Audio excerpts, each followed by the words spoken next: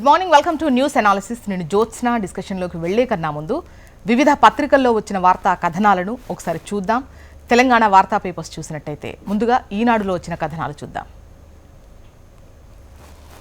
ఈనాడులో మనకు ప్రధాన వార్తగా 5గురికి పద్మ విభూషణం అంటూ నిన్న పద్మ అవార్డుల ప్రధానోత్సవానికి సంబంధించి వార్తను హైలైట్ చేస్తూ దివంగత దిగ్గజ బాలీవుడ్ నటుడు ధర్మేంద్ర, కేరళ మాజీ ముఖ్యమంత్రి అచ్యుతానందంతో పాటు 5గురికి దేశ రెండో అత్యున్నత పురస్కారమైన పద్మ విభూషణ్ను కేంద్ర ప్రభుత్వం ప్రకటించింది.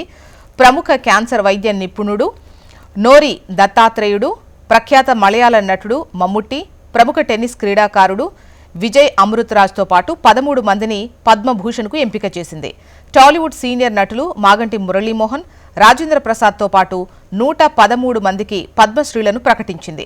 77వ గణతంత్ర దినోత్సవాన్ని పురస్కరించుకొని కళ, సామాజిక, ప్రజా సంబంధాలు, శాస్త్ర సాంకేతికత, ఇంజనీరింగ్, వాణిజ్యం, పరిశ్రమ, వైద్యం, సాహిత్యం, విద్య, క్రీడలు, పౌర సేవల రంగాల్లో విశేష కృషి చేసిన 131 మందికి ఈ పౌర పురస్కారాలను ఆదివారం కేంద్ర ప్రభుత్వం ప్రకటించిన విషయాన్ని ఇక్కడ ప్రస్తావిస్తూ 5గురికి పద్మ విభూషణం, 113 మందికి పద్మశ్రీలు, ఓవరాల్గా 131 మందికి ఈ పద్మ పురస్కారాల ప్రకటనకు సంబంధించి బ్యానర్ ఐటంగా ఈ వార్తనిచ్చారు. ఇక ఏ రాష్ట్రానికి ఎన్ని వచ్చాయి అనేది కూడా ఇక్కడ ప్రస్తావిస్తూ ముఖ్యంగా మన తెలుగు రాష్ట్రాలకు చూసినట్టయితే తెలంగాణ 7, ఆంధ్రప్రదేశ్కు 4, ఎక్కువగా మహారాష్ట్రకు చూడొచ్చు 16 అవార్డులు వచ్చాయి. ఇక H1B దరఖాస్తుదారులకు షాక్ అంటూ పైన టాప్లోనే రైట్ సైడ్ వార్తను చూడొచ్చు. ఈ వీసాల స్టాంపింగ్ ఉంది కదా, ఆ ఇంటర్వ్యూలు వచ్చేసి 2027కు మార్చారు. స్లాట్ల కొరతతో తలెత్తిన సమస్య అంటూ ఇక మళ్ళీ ఇంటర్వ్యూస్ వచ్చేసి నెక్స్ట్ ఇయర్ 2027లోనే ఉండేటువంటి అవకాశాలు ఉంటాయి. స్లాట్స్ అన్నీ కూడా ఫిల్ అయిపోయాయి, బ్యాక్లాగ్స్ ఎక్కువగా మిగిలిపోయాయి. సో దాంతో 2027కు మారినట్టుగా తెలుస్తోంది. ఇక కల్లోలిత ప్రపంచంలో శాంతిదూత భారత్ అంటూ జాతిని ఉద్దేశించి రాష్ట్రపతి ద్రౌపది ముర్ము గారు చేసిన ప్రసంగాన్ని ఇక్కడ ఇస్తూ సార్వత్రిక సామరస్యతకు పాటుపడుతున్నాం, అన్ని రంగాల్లో మహిళల ముద్ర అని చెప్పేసి ఆవిడ ఏదైతే మాట్లాడారో ప్రముఖమైనటువంటి అంశాలను ఇక్కడ ప్రస్తావించారు. ఇక భారత్దే T20 సిరీస్, న్యూజిలాండ్తో 3వ T20లో భారత్ అద్దరగొట్టింది. హ్యాట్రిక్ విజయాలతో 2 మ్యాచ్లు మిగిలుండగానే సిరీస్ను సొంతం చేసుకున్న విషయాన్ని ఇక్కడ ప్రస్తావించారు.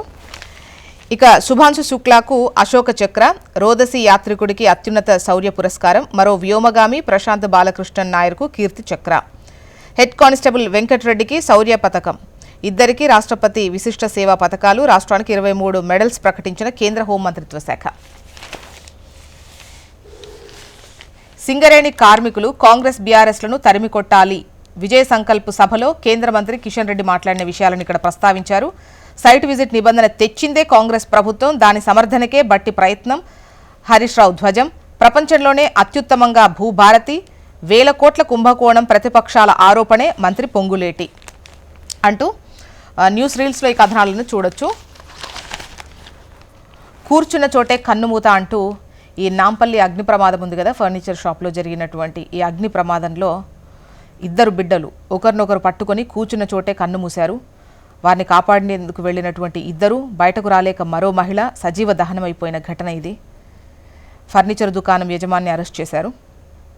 వారిద్దరూ చిన్నపిల్లలు, ఇంట్లో ఆడుకుంటున్నారు. ఇంతలో వారున్న భవనానికి అగ్నికీలలు చుట్టుముట్టాయి. బయటకు ఎలా వెళ్లాలో తెలియక ఒకరినొకరు పట్టుకొని గదిలో చివరకెళ్లి కూర్చున్నారు.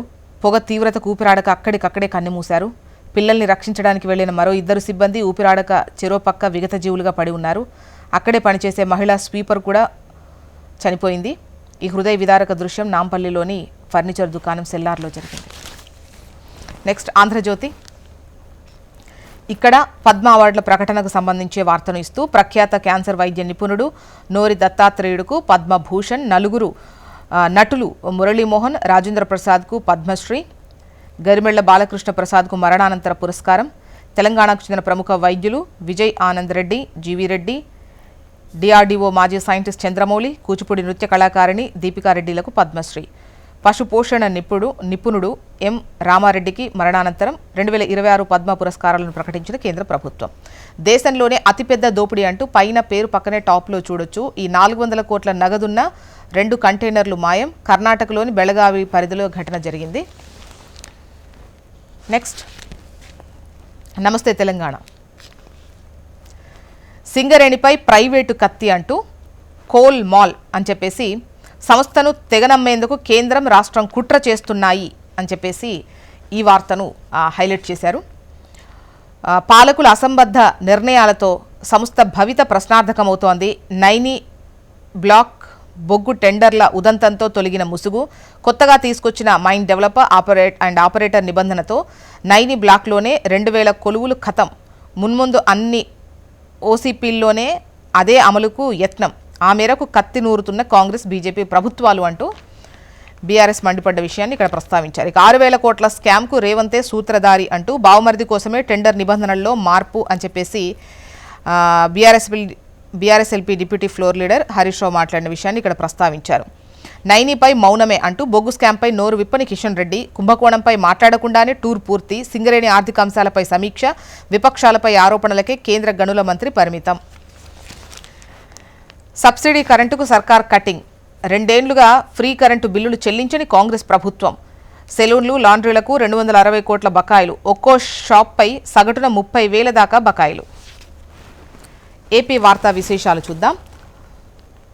ముందుగా ఈనాడులో వచ్చినటువంటి కథనాలు మనం చూసినట్టయితే ఇక్కడ కూడా పద్మ పురస్కారాలకు సంబంధించినటువంటి వార్తనే హైలైట్ చేస్తూ 5గురికి పద్మ విభూషణం అంటూ వార్తనిచ్చారు. నిన్న కేంద్ర ప్రభుత్వం పద్మ అవార్డుల ప్రకటన చేసింది కదా. సో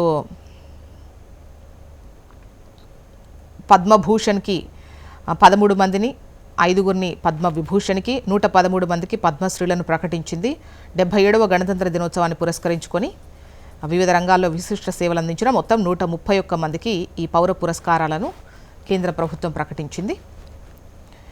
ఇక సూర్యనారాయణ వేద పారాయణ అంటూ తిరుమలలో సప్తవాహనాలపై శ్రీనివాసుని వైభవం, అరసవెల్లిలో సూర్య భగవానునికి వైభవంగా మహాక్షీరాభిషేకం అంటూ నిన్న రథసప్తమి సందర్భంగా అటు తిరుమలలో సప్తవాహనాలపై శ్రీనివాసుని వైభవానికి సంబంధించి, అదేవిధంగా అరసవెల్లిలో సూర్య భగవానునికి వైభవంగా జరిగిన మహాక్షీరాభిషేకానికి సంబంధించి వార్తను ప్రస్తావిస్తూ పైన టాప్లో చూడొచ్చు. మరోవైపు లెఫ్ట్లో గనక చూసినట్టయితే మనకు రాష్ట్రపతి జాతిని ఉద్దేశించి గణతంత్ర దినోత్సవం సందర్భంగా ప్రసంగం ఏదైతే చేశారో ఇక్కడ హైలైట్ చేస్తూ కల్లోలిత ప్రపంచంలో శాంతిదూత భారత్ అని కొనియాడారు. నెక్స్ట్, ఆంధ్రజ్యోతికి వద్దాం.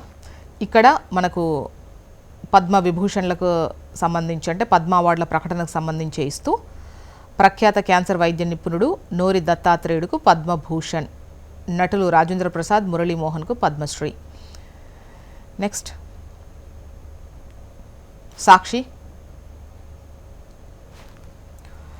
వెలిగొండను కొట్టేద్దామంటూ ప్రాజెక్టును పూర్తి చేయకపోయినా మరో క్రెడిట్ చోరీకి సిద్ధమవుతున్న చంద్రబాబు. వైఎస్ఆర్సీపీ ప్రభుత్వ హయాంలోనే రికార్డు సమయంలో 2 టన్నెల్ పనులు పూర్తి, మరో కరోనా ప్రతికూల పరిస్థితుల్లోనూ 1,46,000 కోట్ల వ్యయం, దశాబ్దాల కల సాకారం చేస్తూ ప్రాజెక్టు పనులను పరుగులెత్తించిన వైఎస్ జగన్ అంటూ ఈ వార్తనిస్తూ వెలిగొండను కొట్టేద్దామంటూ ఆ క్రెడిట్ చోరీకి సిద్ధమవుతుంది చంద్రబాబు సర్కార్ అని చెప్పేసి వార్తనిచ్చింది. ఇక వికసించిన పద్మాలు అంటూ గణతంత్ర దినోత్సవ వేళ ప్రతిష్టాత్మక పురస్కారాల ప్రకటనపై వార్తను హైలైట్ చేసింది సాక్షి. మొత్తానికి ఇవి ఇవాళ వివిధ పత్రికల్లో వచ్చినటువంటి వార్తా కథనాలు. ఇప్పుడు ఒక చిన్న బ్రేక్ తీసుకుందాం. బ్రేక్ తర్వాత డిస్కషన్లోకి వెళ్దాం. Stay tune.